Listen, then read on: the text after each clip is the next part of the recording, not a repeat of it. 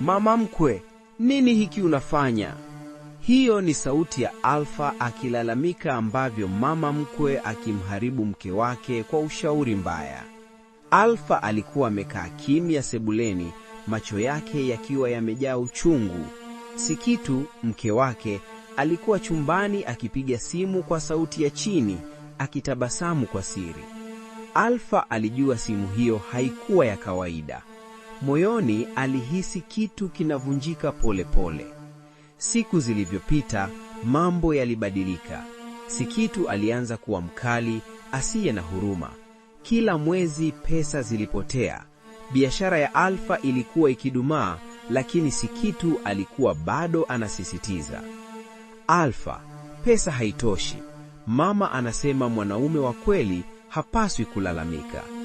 Siku moja Alfa aliamua kumfuata Sikitu hadi kwao. Alikuta mama mkwe amekaa nje akipanga mawe ya ujenzi. Ndipo ukweli ulimgonga moyo kama radi. Alfa, kwa sauti ya maumivu: "Mama, mbona unamfundisha mke wangu kuniibia hela?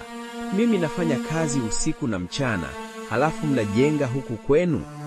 Mama mkwe alimtazama Alfa bila hofu, macho yake yakiwa kavu kama jiwe. "Hiyo ni haki ya mwanangu. Mwanamke hapaswi kumtegemea mwanaume 100%. Kama huchukui, atachukua mwenyewe." Sikitu alitoka ndani, macho yakiwa yamejaa machozi na hasira kwa wakati mmoja. "Alfa, mama ndiye anayenijali, wewe hunielewi." Maneno hayo yalimuua Alfa taratibu. "Mke wangu, nilikuoa kwa upendo, sio kwa vita. Leo unaniona adui kwa sababu ya ushauri wa mama yako." Alfa alisimama, pumzi nzito zikimtoka. "Mama mkwe, unaniharibia mke wangu, unavunja nyumba yangu.